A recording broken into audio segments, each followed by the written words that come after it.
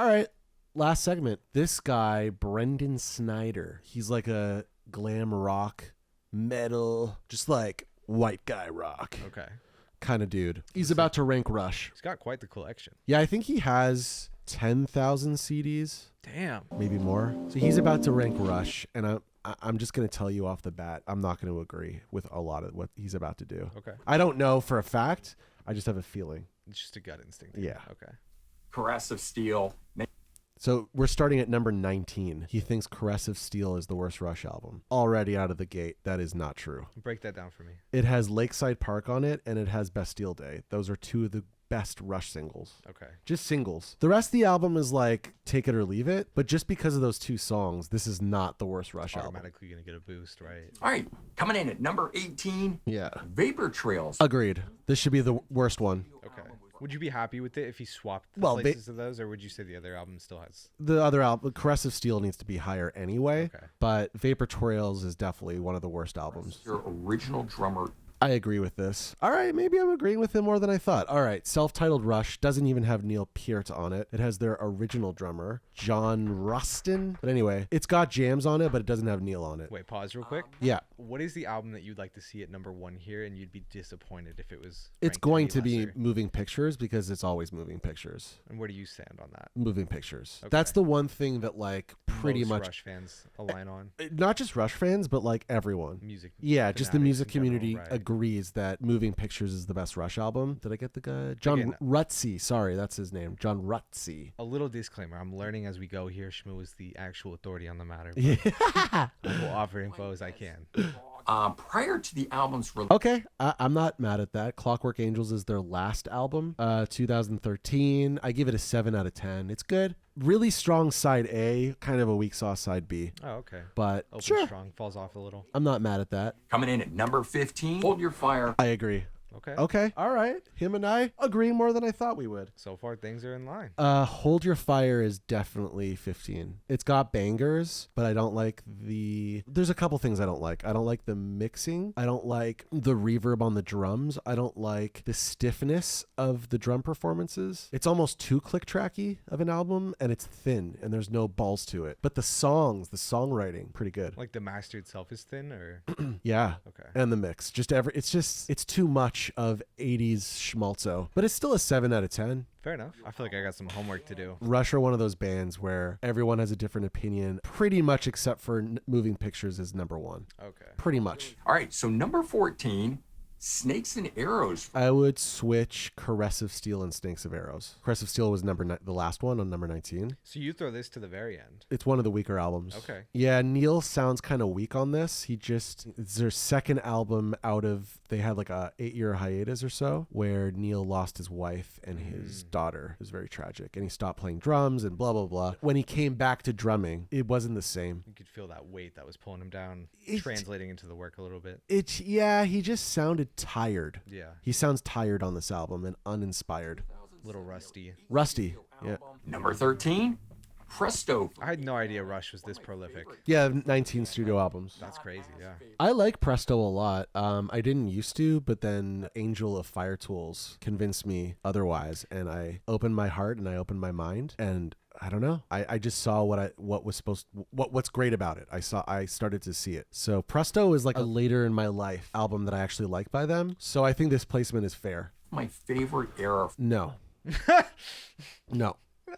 No. Test for Echo is in the bottom quartile. That This was is- such a sure no. Yeah, this is too high. It's a fine enough album, and it's got bangers. I like Driven, but no, lyrically, it's weaker than most of their other albums, and it's their first album back from their long hiatus. Am I right about that, or is this the last album? Oh, they went on hiatus for 6 years after Test for Echo. Okay. So they sound pretty tired. Again, like another rusty situation here. It's just not them at their sharpest. He's gonna put Roll the Bones way too high. What's the issue with Roll the Bones? It's one of the weakest albums. It should be the second worst. Second worst of 19 albums. Maybe third worst. You remain with the band, of course. Fly By Night. Yep, I think this is fair. Somewhere in the middle. I really like that album cover. It's pretty good. Great album cover. First album with Neil on drums with Anthem as track 1. And it's that and Fly By Night are two of the best rock songs of all time. EO Staples on it. So, okay, 2112. I actually agree with where he's placing it, and where he's placing it is controversial. It's very contrarian to put 2112 2112 in the middle of the pack. Usually it's considered top 5, but I don't particularly like 2112. You guys are aligning on a lot of spots here. Just it seems Yeah. like more towards the end. There's a couple swaps, but Yeah, I'll go over again where we disagree. But yeah, we're lining up. I was produced. Yeah, this is another example. This album was called Counterparts from 1993. And this is when they started, we were talking about this on the show with Max, when they're embracing 90s alternative rock. It's got bangers, but it's not a consistent album. It's in the bottom 25% quartile. is it often overrated? No, it's usually in the middle of the pack. Power Windows from 1985. Yeah, I think this is where it goes. I really like Power Windows, but I don't think it's one of their best albums. This album cover's sick. Power Windows is an example of like, you know, when you're into a song, you're like, damn, this is great. And then the chorus hits, you're like, I wouldn't have done that. Like you just want to listen to the song for the verses. Yeah, or the opposite. It's just like the song isn't consistent. Right. You like moments or parts. There's a lot of hip hop that's like that for me. Like I enjoy the verses, but the chorus. Right. I find that to be the case with Power Windows is because they're trying to blend Cyndi Lauper power pop of the 80s with Rush. And I don't like it when they try to be Cyndi Lauper. I just want them to be Rush. Coming in at number 7, Permanent Waves. This should be higher. This is one of their best albums. Permanent Waves is the best era of Rush. It's the middle period where they're trying to be accessible on a broad level, but it's still proggy. That makes sense. Okay. They're getting over their pretentious era. They're bringing it to a larger stage. They're bringing it to a larger stage. The production's incredible. The songwriting's incredible. Everything is just great. That makes sense. This is like a top 3 for me. Give me your top 5 before we get to the end here. 5, Hemispheres. 4, A Farewell to Kings. 3, Signals. 2, Permanent Waves. 1, Moving Pictures. So it looks like we're not too crazy far off from what he might deliver us. He's about to make a huge mistake, though. Okay. Huge error. Okay, 6 is Grace Under Pressure. Not controversial. Pretty standard. Yeah, it's like a really solid synthy new wave iteration of Rush. I feel similarly about this album as I do to Power Windows, and those two albums are 1984, 1985, in that there's moments on it that are the best, my favorite Rush. That makes sense. And then there's other parts where I'm like, stop doing the Cyndi Lauper bullshit. So kind of like a highest highs, lowest lows type moment. Yeah, they're Hill and Valley albums. Full sine wave mode. Yeah. And at number 5, A Farewell to Kings. All right. You almost said that was Yeah, number 5. 5-4. Yeah. 4 and 5 are interchangeable. Hemispheres and Farewell to Kings, you can switch them out. I don't care. 8, 60. Yeah, and then he put Hemispheres as 4, so we're dead on. So far? Pretty much dead on. He fucking put this. I'm gonna try to be nice. I'm gonna take my my stress balls and just this guy, this fellow put roll your frickin' bones at 3. There is a rap verse from a rapper Yeah. in the song Roll Your Bones. Okay. This is just the I wrong. can feel like the wrath seething from you. I'm like, do I need to get behind the chair? This is just He's made an error. it's just so the wrong take. It's a ridiculous thing to say. Right. You can't take someone seriously who puts roll the freaking bones at number 3. What year did this drop? 1991. Okay. This part's sick. Why is it played by a skeleton? That's an example of stay in your lane, my broski. It just really feels like that was for like a Disney movie or something. Yeah, not a good call. Picture. This motherfucker is putting moving pictures at number 2? Did I skip Signals? Where did he put Signals? Oh my god, it's worse than I thought, JQ. It's worse than I thought. Hold on. This mother... Sorry, I got... Get my balls. I gotta be nice. I gotta get my balls and be nice. Yeah. This man, this fellow, this Right. guy. Yeah. Fine. Signals at 3 is what I gave it. Yeah. I put... Actually, our 5, 4, and 3 are like... Most of our It's not list too is far off, not yeah. too far off. We're like 75% in agreement. But the agreements are strong. But you're telling me that Caressive Steel is 19 and Roll the Bone Skis is 2? Yeah, that's absurd. 2?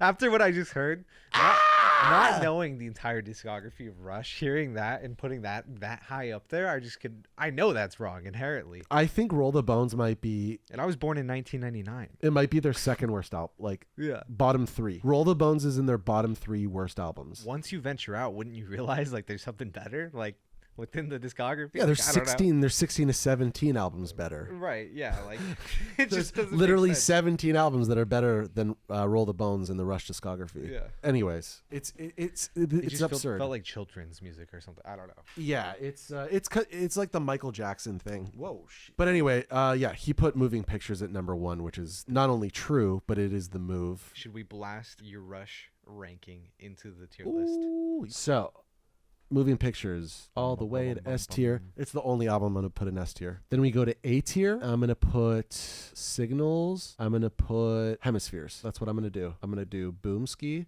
Shroomski. I think I'm going to put, let me just get these out of the way. Where's Hemispheres? Am I not seeing it? Wait, are you telling me you have every album but Hemispheres? Oh, I'm so sorry. I figured it out. It's a Farewell to Kings. I was doing googly eyeball shit. I see. Okay, no worries. My bad. I would do something like this. No, I'm doing that. Sorry. Yeah, I was gonna say, aren't they a Sorry. little more synonymous? Yeah, I'm pairing them ranking. together. I'm gonna do that. I'm gonna do. I might have to move some things around. I do think 2112 is their most overrated album, though. Okay. I don't line up with popular opinion on it. Apparently, the last guy's top 5 is a little more contrarian than anticipated. Yeah. Put Corrosive Steel here. Vapor Trails. Pretty interchangeable. I'd put this something like that. I'll revisit. And then this is like yeah, I think I put Counterparts above 2112 just because I like the singles a lot. Fair. I'm not gonna count Feedback. That's just some bullshit cover album bullshit. Rush is self-titled, and then yeah. Really? Is Roll the Bones No, I wasn't even trying to do that. I think Roll the Bones is my least favorite. I honestly wasn't even trying to do that on purpose. After we just drilled into it too, that's hilarious. Hold on. I mean, it makes sense. Do I actually think that? Hold on. What could be worse? Hold on. No. Vapor Trails is the worst. Yeah, Vapor Trails is the worst at number 19. 18, Roll the Bones. 17, Test for Echo. 16, Snakes and Arrows, D tier. Fair enough. Okay. C tier, Rush self-titled. 15, 14, 21, 12. 13, Counterparts. 12, Hold Your Fire. 11, Clockwork Angels. 10, Caressive Steel, which he put at 19. Okay. This is where we start to more so agree. Actually, I put Presto here. We got 6 albums on B tier, just like we have 6 albums on C tier. Right. I got Power Windows at the bottom of B at 9, 8, Grace Under Pressure, 7, Presto, 6, Fly By Night, 5, A Farewell to Kings, and 4, Hemispheres at the top of B. Then Signals, 3, Permanent Waves, 2 at A tier, and then Moving Pictures at the very, very top for S tier. Boom. We did it. Well, that was fantastic. Yeah. Good show. I've got a lot that I need to study up on in regards to Rush. You know, I was here as kind of just like a hype man for this segment, but I'm glad that we were able to use some of your prowess in that regard. Monkey. He knew the show was Great done. show, dude.